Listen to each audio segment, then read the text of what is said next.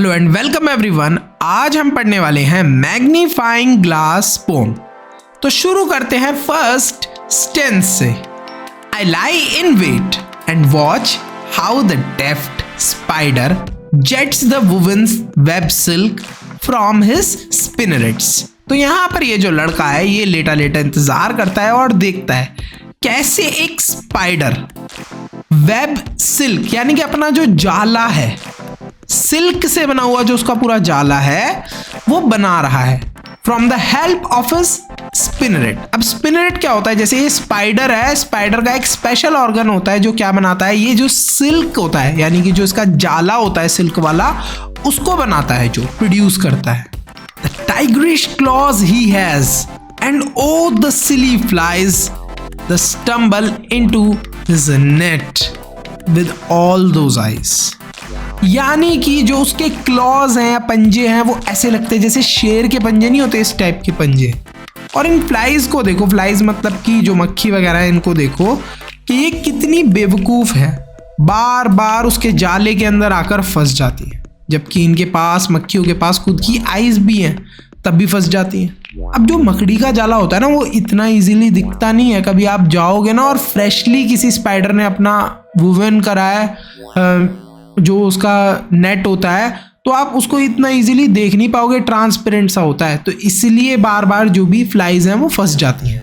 Not even the tiniest thing but this my glass will make more marvellous and itself Sarpass.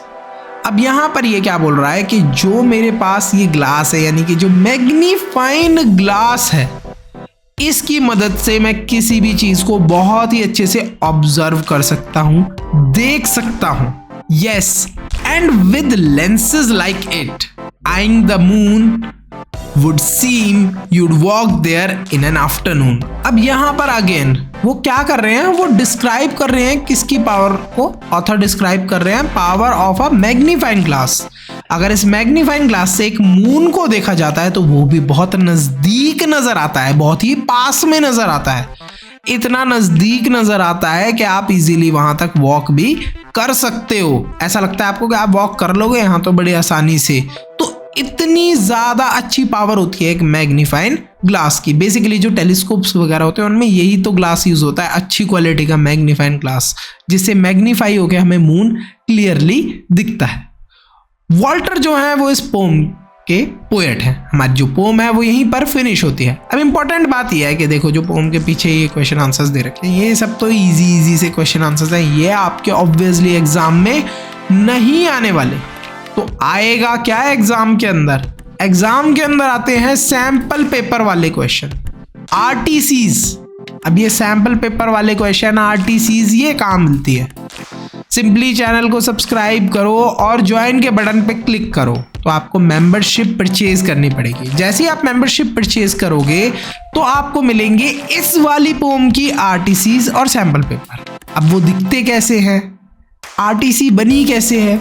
देखो ये जो chapter है या pome है, इसके बीच के जो भी क्वेश्चंस हैं वो हमने आरटीसीज और सैंपल पेपर में डाले। जिस पैटर्न के क्वेश्चन आपके एग्जाम में आते हैं, तो आप अगर उनको अच्छे से प्रैक्टिस कर लोगे, प्रिपेयर कर लोगे, तो एग्जाम में फुल मार्क्स आना आपके तय है। तो फटाफट से ये काम करो और एग्जाम के अंदर फुल मार्क्स स्कोर करो। See you in the next video. Bye bye till then.